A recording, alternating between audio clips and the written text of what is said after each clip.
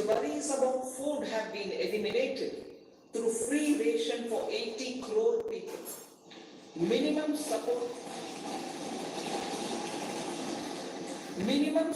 prices for the produce of Annadata are periodically increased appropriately. These and the provision of basic necessities have enhanced real income in the rural areas. Their economic needs could be addressed, thus spurring growth and generating jobs. Social justice. Our government is working with an approach to development that is all round, all pervasive, and all inclusive. Sarvangeen, Sarvasparshi, or Sarvasamaveshi. It covers all castes and people at all levels. We are working to make India a Vikasit Bharat by 2047. For achieving that goal, we need to improve people's capability and empower them. Previously, social justice was mostly a political slogan. For our government, social justice is an effective and necessary governance model. The saturation approach of covering all eligible people is the true and comprehensive achievement of social justice. This is secularism in action, reduces corruption, and prevents nepotism, prevents Bhai Bhatijawad. There is transparency and assurance that benefits are delivered to all eligible people. The resources are distributed fairly. All, regardless of their social standing, get access to opportunities. We are addressing systemic inequalities that have plagued our society. We focus on outcomes and not on outlays so that the social economic transformation is achieved.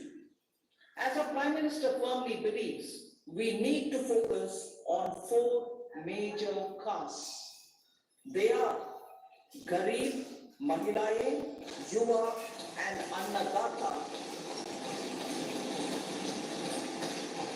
Their needs, their aspirations, and their welfare are our highest priority. The country progresses when they progress. All 4 require and receive government support in their quest to better their lives.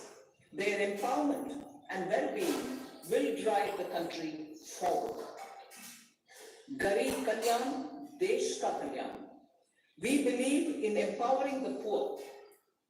The earlier approach of tackling poverty through entitlements had resulted in very modest outcomes. When the poor became empowered partners in the development process, government's power to assist them also increases manifold. With the pursuit of Sabka Saath, in these 10 years, the government has assisted 25 crore people to get freedom from multi-dimensional poverty. Our government's efforts are now getting synergized with energy and passion of such empowered people.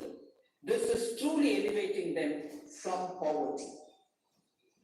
Direct benefit transfer of 34 lakh crore rupees from the government using PM Jan Dhan accounts has led to savings of 2.7 lakh crores of rupees for the government.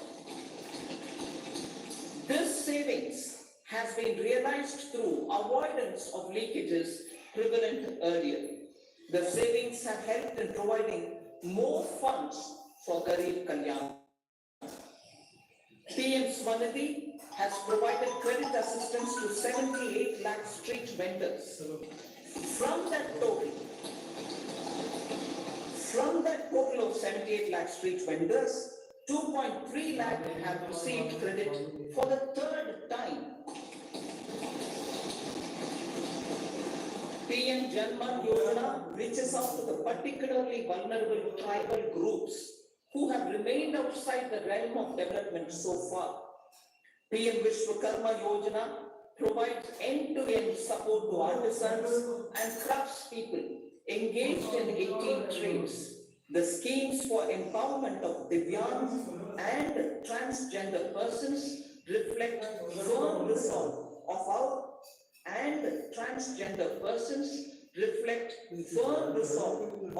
government to leave no one behind. Welfare of Annadata. Farmers are our Annadata. Every year under PM Kisan Samman, including marginal and small farmers. Crop insurance is given to 4 crore farmers under PM Fasal Bima Yojana. These, besides several other programs, are assisting Annadata in producing food for the country and for the world. Electronic National Agricultural Market has integrated 1,361 mandis and is providing services to 1.8 crore farmers with trading volume of 3 lakh crores of rupees. The sector is poised for inclusive, balanced, higher growth and productivity. These are facilitated from farmer-centric policies, income support, coverage of risks through price and insurance support, promotion of technologies and innovations through startups. Empowering the Amrit Pidi, the Yuva. Our prosperity depends on adequately equipping and empowering the youth. The National Education Policy 2020 is ushering the transformational reforms. PM Schools for Rising India, PM Shri, are delivering quality teaching and nurturing holistic and well-rounded individuals. The Skill India mission has trained 1.4 crore youth, upskilled and reskilled 54 lakh youth, and established 3,000 new ITIs. A large number of institutions of higher learning, namely 7 IITs, 16 triple ITs, 7 IIMs, 15 AIMS, and 390 universities have been set up. PM Mudra Yojana has sanctioned 43 crore loans, aggregating to 22.5 lakh crores of rupees for entrepreneurial aspirations of our youth. Besides that, Fund of Funds, Startup India, and Startup Credit Guarantee schemes are assisting our youth. They are also becoming Rozgar Data. The country is proud of our youth scaling new heights in sports. The highest ever medal tally in Asian Games and Asian Para Games in 2023 reflects a high confidence level.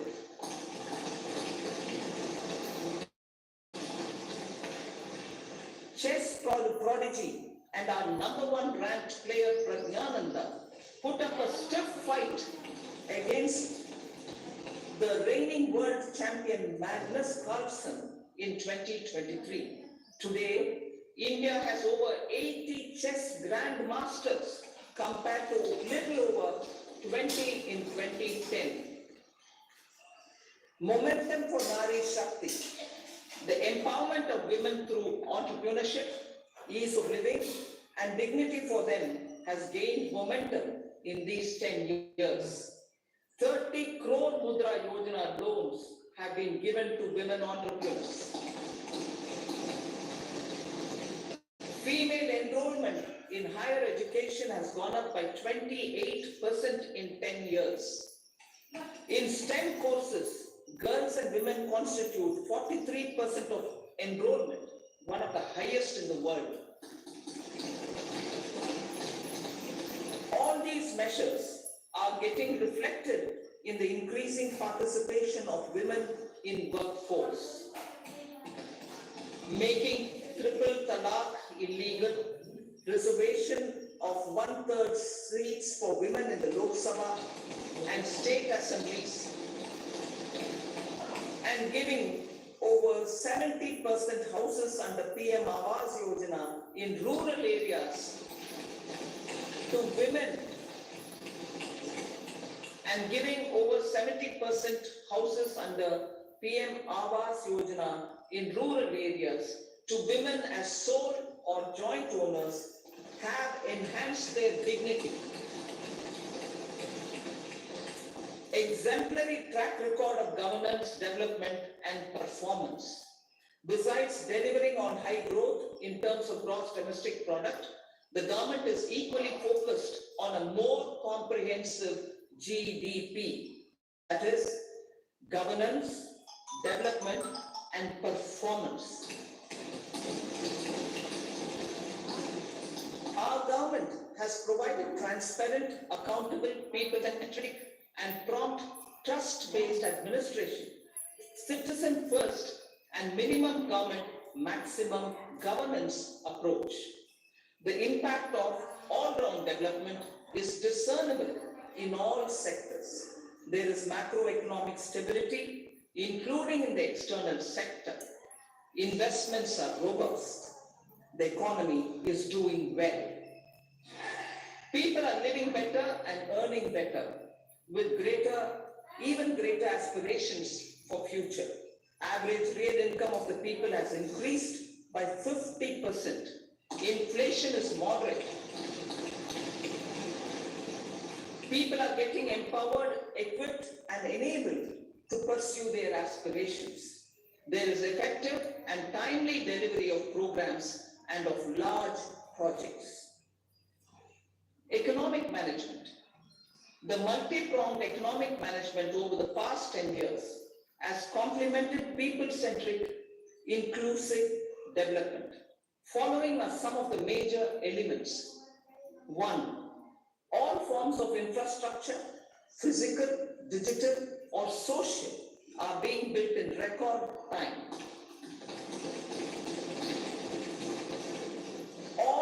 Number 2, all parts of the country are becoming active participants in economic growth. Number 3, digital public infrastructure, a new factor of production in the 21st century, is instrumental in formalization of the economy. Number 4, goods and services tax has enabled one nation, one market, one tax. Tax reforms have led to deepening and widening of tax base. Number 5, strengthening of the financial sector has helped in making savings, credit, and investments more efficient. Number 6, GIFT, IFSC, and the Unified Regulatory Authority, IFSCA, are creating a robust gateway for global capital and financial services for the economy. Number 7, proactive inflation management has helped keep inflation within the policy band. Now, global context, Honorable Speaker, sir. Geopolitically, global affairs are becoming more complex and challenging with wars and conflicts. Globalization is being redefined with reshoring and friendshoring, disruption and fragmentation of supply chains, and competition for critical minerals and technologies. A new world order is emerging after the COVID pandemic. India assumed the G20 presidency during very difficult times for the world. The global economy was going through high inflation, high interest rates, low growth, very high public debt, low trade growth, and climate changes. The pandemic has led to a crisis of food, fertilizer, fuel, and finances for the world, while India successfully navigated its way. The country showed the way forward and built consensus on solutions for those global problems. The recently announced India, Middle East, Europe economic corridor is a strategic and economic game changer for India and others.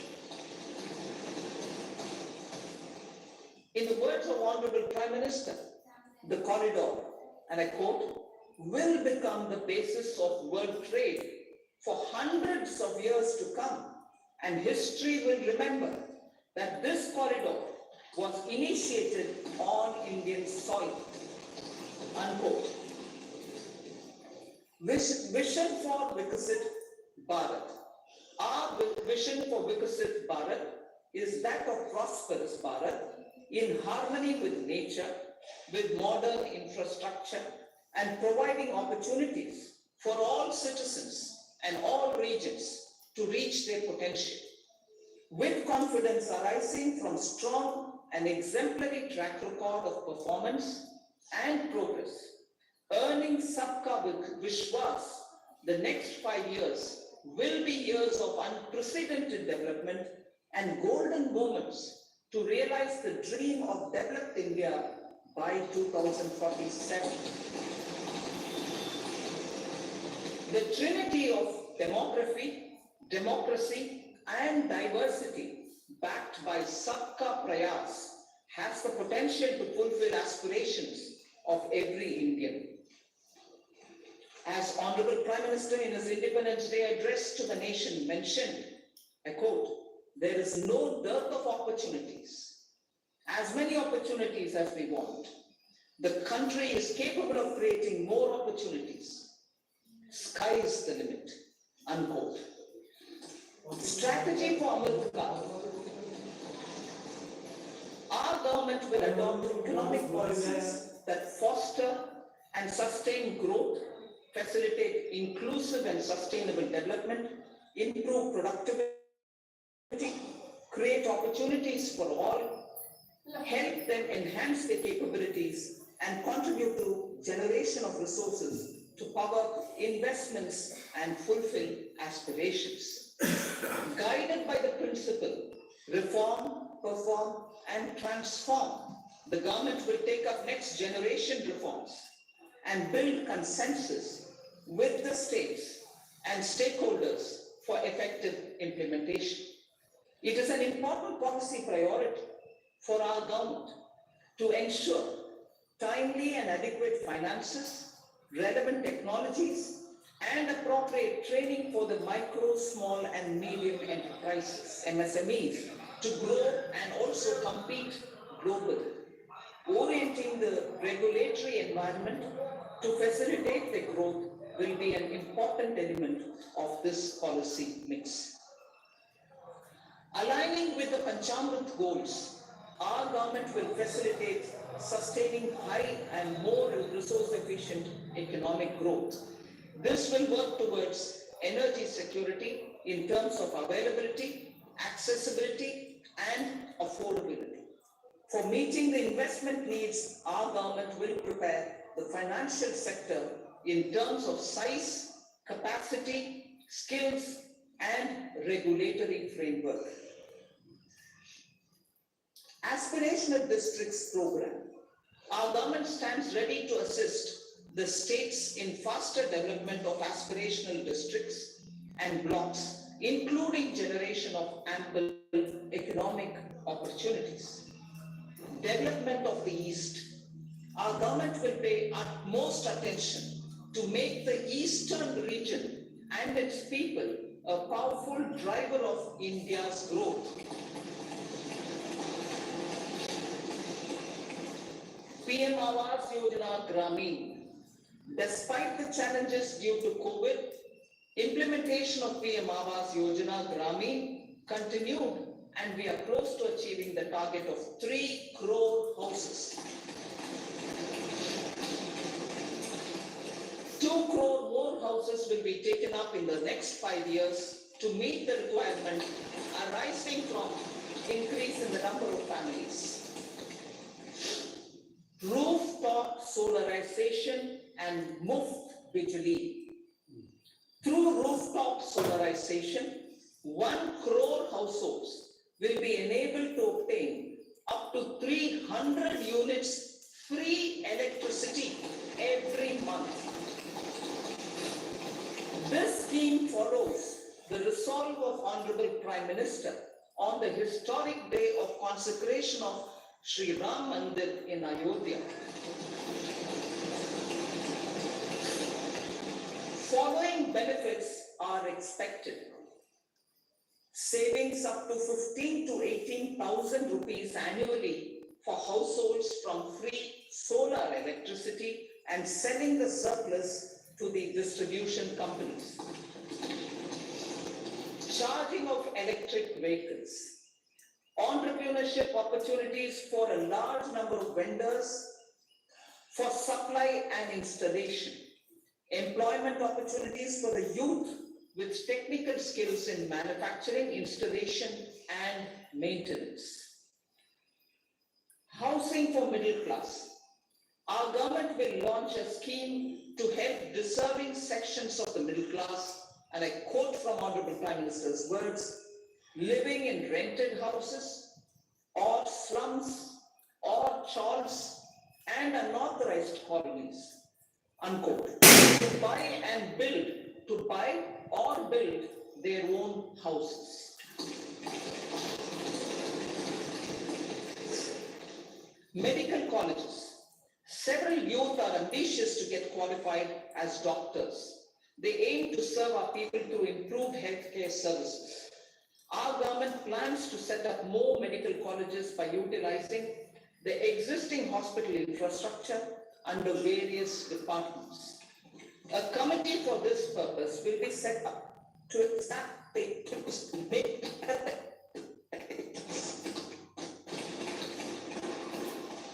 cervical cancer vaccination. Our government will encourage vaccination for girls age group of 9 to 14 years for prevention of cervical cancer. Maternal and child health care. Various schemes for maternal and child care will be brought under one comprehensive program for synergy in implementation. Upgradation of Anganwadi centers under Saksham Anganwadi and Poshan 2.0 will be expedited for improved nutrition delivery, early childhood care and development. The newly designed U-Win platform for managing immunization and intensified efforts of Mission Indradhanush will be rolled out expeditiously throughout the country.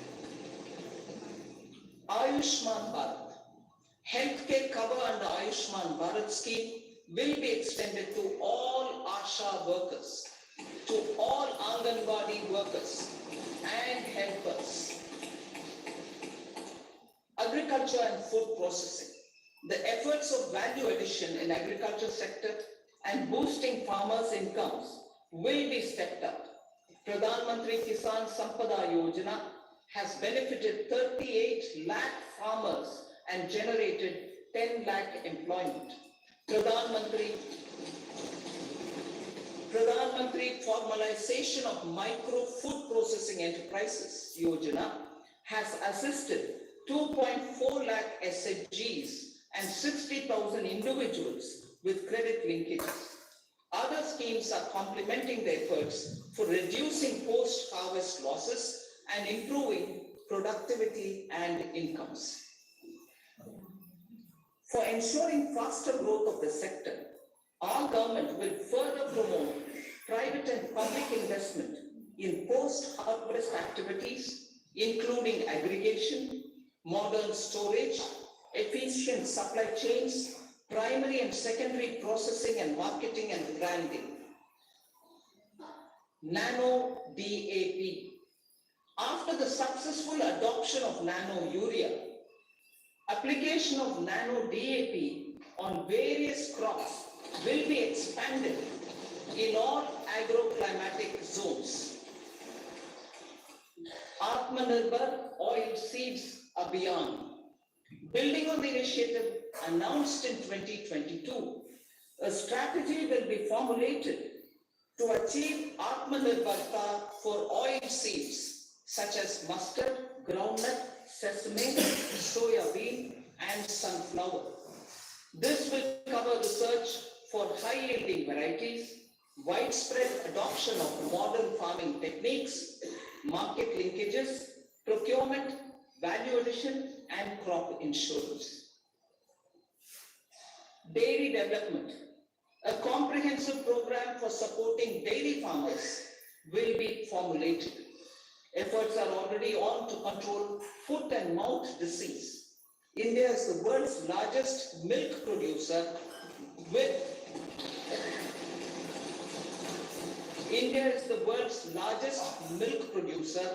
but with low productivity of milch animals. The program will be built on the success of existing schemes such as Rashtriya Gokul Mission, National Livestock Mission, and infrastructure development funds for dairy processing and animal husbandry. Matsya Sampada. It was our government which set up a separate department for fisheries, realizing the importance of assisting fishermen. This has resulted in doubling of both inland and aquaculture production. Seafood exports since 2013-14 has also doubled. Implementation of Pradhan Mantri Matsya Sampada Yojana will be stepped up to 1. Enhance aquaculture productivity from existing 3 to 5 tons per hectare. 2. Double exports to 1 lakh crore rupees, and 3. Generate 55 lakh employment opportunities in the near future. 5 integrated aqua parks will also be set up. Lakpati Didi.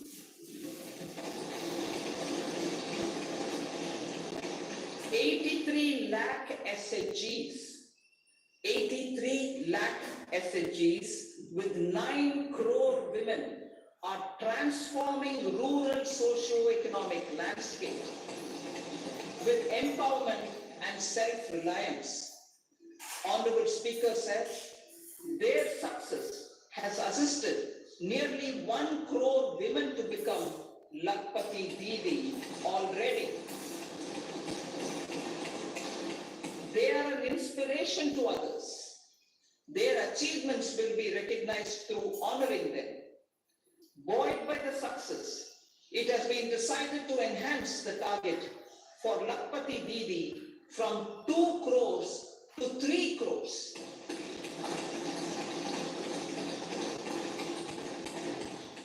Technological changes, new age technologies and data are changing the lives of people and businesses. They are also enabling new economic opportunities and facilitating provision of high quality services at affordable prices for all, including those at the bottom of the pyramid. Opportunities for India at the global level are expanding. India is showing solutions through innovation and entrepreneurship of its people. Research and innovation for catalyzing growth, employment, and development. Prime Minister Shastri, Prime Minister Lal Bahadur Shastri gave the slogan of Jai Jawan, Jai Kisan. Prime Minister Vajpayee, Atal Bihari Vajpayee ji, made that Jai Jawan, Jai Kisan, Jai Vigyan. Prime Minister Modi has furthered that to Jai Jawan, Jai Kisan, Jai Vigyan, and Jai Anusandhan, as innovation is the foundation of development. For our tech-savvy youth, this will be a golden era. A corpus of 1 lakh crore rupees will be established with 50-year interest-free loan provided. The corpus will provide long-term financing or refinancing with long tenors and low and or nil. I repeat that sentence. The corpus will provide long-term financing or refinancing with long tenors and low or nil interest rates. This will encourage This will encourage the private sector to scale up research and innovation significantly in sunrise domains. We need to have programs that combine the powers of our youth and technology. A new scheme will be launched for strengthening deep tech technologies for defense purposes and expediting Atmanirbharta. Infrastructure development. Building on the massive tripling of the capital expenditure outlay in the past 4 years, resulting in huge multiplier impact on economic growth and employment creation, the outlay for the next year is being increased by 11.1% to 11,111 crore rupees. This would be 3.4% of our GDP. Railways. 3 major economic railway corridor programs will be implemented. These are energy, mineral and cement corridor. Number 2, port connectivity corridors. And number 3, high traffic density corridors. The projects have been identified under the PM Gati Shakti for enabling multimodal connectivity. They will improve logistics efficiency and reduce cost. The resultant decongestion of the high traffic corridors will also help in improving operations of passenger trains, resulting in safety and higher travel speed for passengers. Together with dedicated freight corridors, these 3 economic corridor programs will accelerate our GDP growth and reduce logistic costs.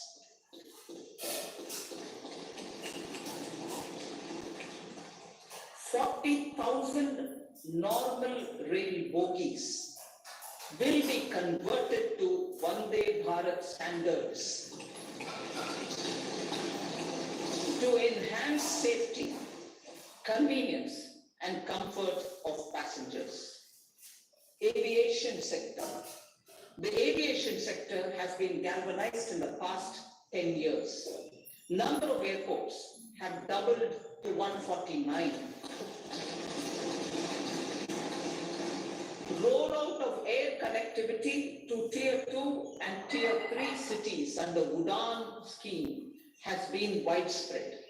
517 new routes are carrying 1.3 crore passengers.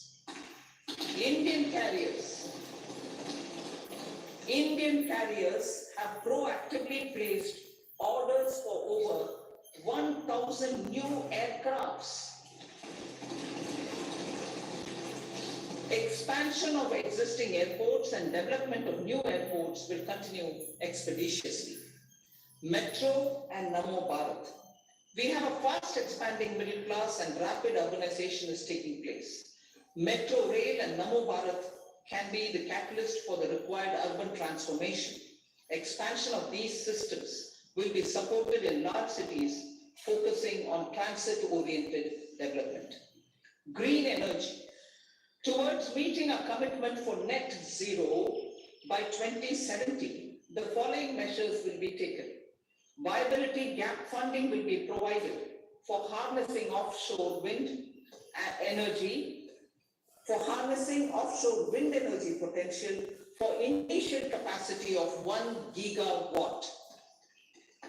Coal gasification and liquefaction capacity of 100 metric tons will be set up by 2030. This will also help in reducing imports of natural gas, methanol, and ammonia. Phased mandatory blending of compressed biogas in compressed natural gas for transport and piped natural gas for domestic purposes will be mandated. Financial assistance will be provided for procurement of biomass aggregation machinery to support collection. Electric vehicle ecosystem. Our government will expand and strengthen the e-vehicle ecosystem by supporting manufacturing and charging infrastructure. Greater adoption of e-buses for public transport networks will be encouraged through payment security mechanism. Biomanufacturing and biofoundry. For promoting green growth, a new scheme of biomanufacturing and biofoundry will be launched. This will provide environment-friendly alternatives such as biodegradable polymers, bioplastics, biopharmaceuticals, and bioagri-inputs. This scheme will also help in transforming today's consumptive manufacturing paradigm to the one based on regenerative principles.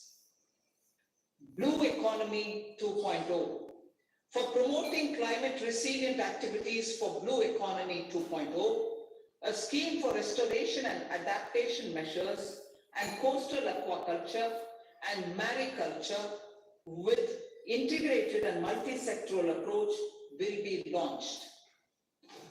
Comprehensive development of tourist centers. The success of organizing G20 meetings in 60 places presented diversity of India to global audience. Our economic strength has made the country an attractive destination for business and conference tourism. Our middle class also now aspires to travel and explore. Tourism, including spiritual tourism, has tremendous opportunities for local entrepreneurship. States will be encouraged to take up comprehensive development of iconic tourist centers, branding and marketing them at global scale. A framework for rating of the centers based on quality of facilities and services will be established. Long-term interest-free loans will be provided to states for financing such development on matching basis. To address the emerging fervor for domestic tourism, Honorable Speaker, sir, projects for port connectivity, tourism infrastructure, and amenities will be taken up on our islands, including Lakshadweep.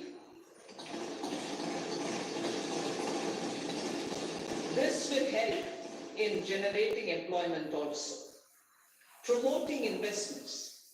The FDI inflow during 2014 to 23 was $596 billion US, marking a golden era. That is twice the inflow during 2005 to 14. For encouraging sustained foreign investment, we are negotiating bilateral investment treaties with our foreign partners in the spirit of First Develop India. FDI is First Develop India. Reforms in the states for Vikasit Bharat. Many growth and development enabling reforms are needed in the states for realizing the vision of Vikasit Bharat. A provision of 75,000 crore rupees as 50-year interest-free loan is proposed this year to support those milestone-linked reforms by the state governments. Societal changes. The government will form a high-powered committee for an extensive consideration of the challenges arising from fast population growth and demographic changes. The committee will be mandated to make recommendations for addressing these challenges comprehensively in relation to the goal of Vikasit Bharat. Amrit Kal as Kartavya Kal.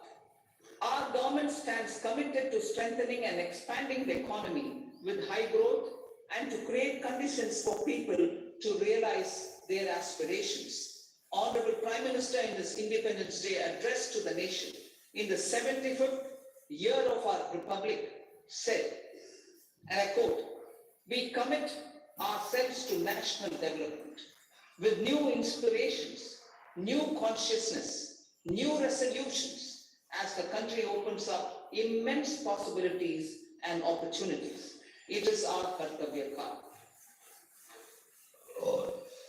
Unquote.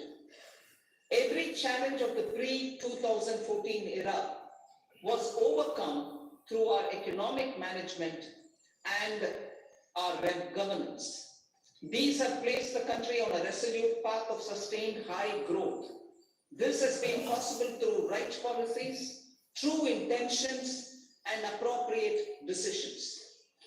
In the full budget in July, Honorable Speaker, our government will present a detailed roadmap for our pursuit of Vikasit Bharat.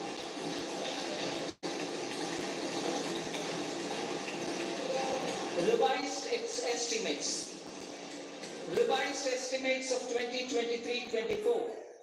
The revised estimate of the total receipts other than borrowings is 27.56 lakh crores of rupees, of which the tax receipts are 23.24 lakh crore rupees.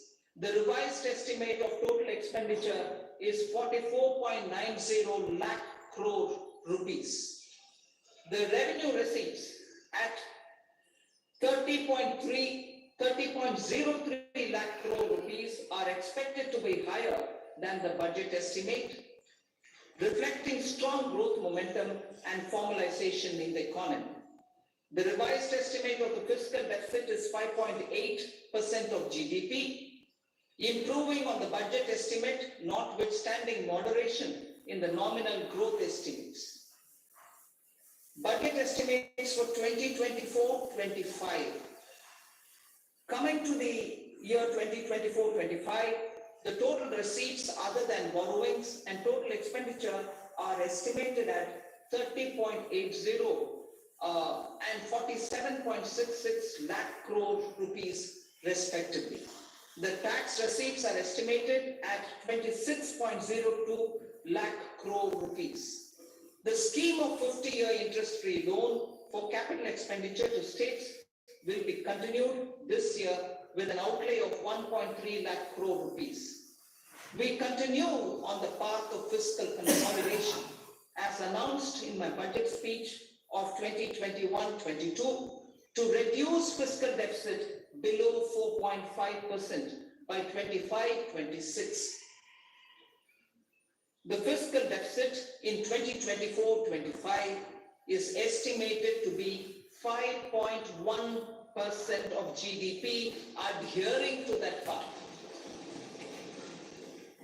So the gross and net market borrowings through dated securities during 24-25 are estimated at 14.13 lakh crore rupees and 11.75 lakh crore respectively. Both will be less than that in 23-24. Now that the private investments are happening at scale, the lower borrowings by the central government will facilitate larger availability of credit for the private sector. Vote on account. I'll be seeking vote on account approval of the Parliament through the appropriation bill for a part of the financial year 2024-25. I will now move to part B. Honorable Speaker, sir, over the last 10 years, the direct tax collections have more than trebled and the return filers swelled 2.4 times. I would like to assure the taxpayers that their contributions have been used wisely for the development of the country and welfare of its people. I appreciate the taxpayers for their continued support. The government has reduced and rationalized tax rates. Under the new tax scheme, there is now no tax liability for taxpayers with income up to 7 lakh rupees, up from 2.2 lakh rupees in the financial year 2013-14. The threshold for presumptive taxation for retail businesses was increased from 2 crores to 3 crores. Similarly, the threshold for professionals eligible for presumptive taxation was increased from 50 lakh rupees to 75 lakh rupees. Also, corporate tax rate was decreased from 30% to 22% for existing domestic companies and to 15% for certain new manufacturing companies. Honorable Speaker, sir, in the last 5 years, our focus has been to improve taxpayer services. The age-old jurisdiction-based assessment system was transformed with the introduction of faceless assessment and appeal, thereby imparting greater efficiency, transparency, and accountability. Introduction of updated income tax returns, a new Form 26 AS, and pre-filling of tax returns have made filing of tax returns simpler and easier. Average processing time of returns has been reduced from 93 days in the year 2013-14 to a mere 10 days this year, thereby making refunds faster. Indirect taxation. By unifying the highly fragmented indirect tax regime in India, the GST has reduced the compliance burden on trade and industry. The industry has acknowledged the benefits of GST. According to a recent survey conducted by a leading consulting firm, 94% of industry leaders view the transition to GST as largely positive. According to 80% of the respondents, it has led to supply chain optimization as elimination of tax arbitrage, and octroi has resulted in disbanding of checkposts at the state and city boundaries. At the same time, tax base of GST more than doubled, and the average monthly gross GST collection has almost doubled to 1.66 lakh crores this year. States too have benefited. States' SGST revenue, including compensation released to states in the post-GST period of 2017-18 to 2022-23, has achieved a buoyancy of 1.22. In contrast, the tax buoyancy of state revenues from subsumed taxes in the pre-GST 4-year period of 2012-13 to 2015-16 was a mere 0.72.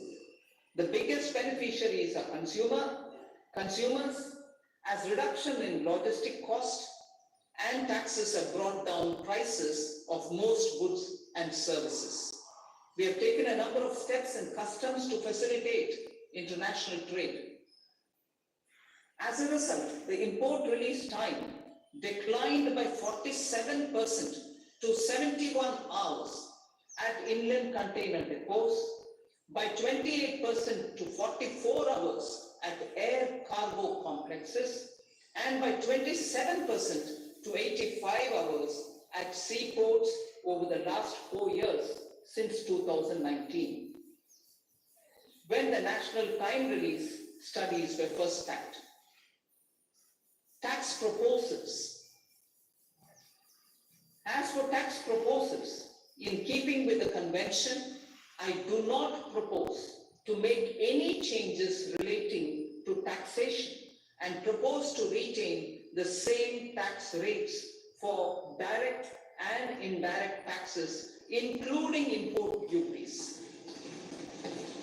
However, certain tax benefits to startups and investments made by sovereign wealth or pension funds, as also tax exemption on certain income of some IFSC units, are expiring on 31/3/2024. To provide continuity in taxation, I propose to extend the date to 31/3/2025. Moreover, in line with the government's vision to improve ease of living and ease of doing business, I wish to make an announcement to improve taxpayer services. There are a large number of petty, non-verified non-reconciled or disputed direct tax demands, many of them dating as far back as 1962, which continue to remain on the books, causing anxiety to honest taxpayers and hindering refunds of subsequent years. Honorable Speaker, sir, I propose to withdraw such outstanding direct tax demands up to 25,000 rupees pertaining to the period up to financial year 2009-10 and up to 10,000 rupees for financial years 2010-11 to 2014-15. This is expected to benefit about 1 crore taxpayers. 1 crore taxpayers would benefit out of this. Economy then and now. In 2014, when our government assumed the reins, the responsibility to mend the economy step by step and to put the governance systems in order was enormous. The need of the hour was to give hope to the people, to attract investments, and to build support for the much needed reforms. The government did that successfully, following our strong belief of nation first. The crisis of those years has been overcome, and the economy has been put firmly on a high sustainable growth path with all-round development. It is now appropriate to look at where we were then. I repeat, it is now appropriate to look at where we were then till 2014 and where we are now, only for the purpose of drawing lessons from the mismanagement of those years. The government will lay a white paper on table of the House.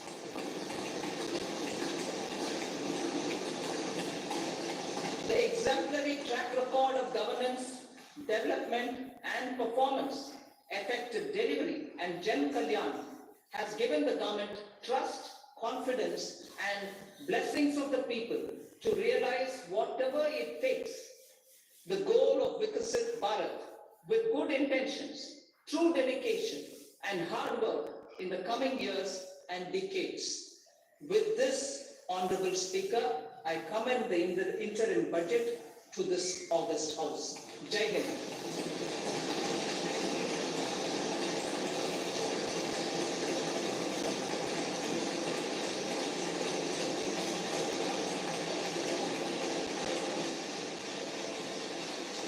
Item number 2, Srimati Nirmala Sitharaman ji.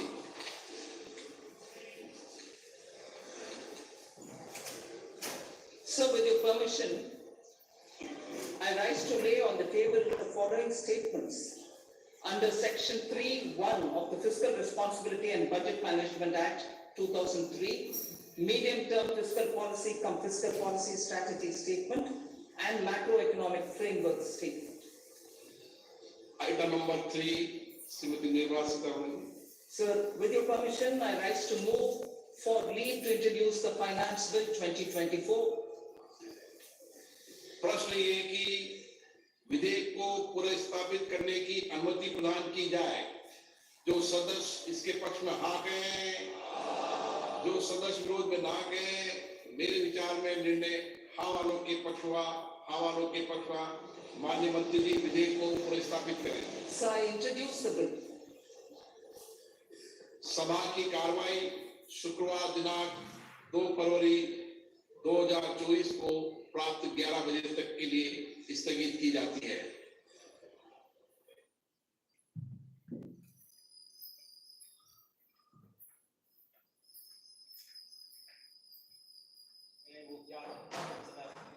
Thanks for the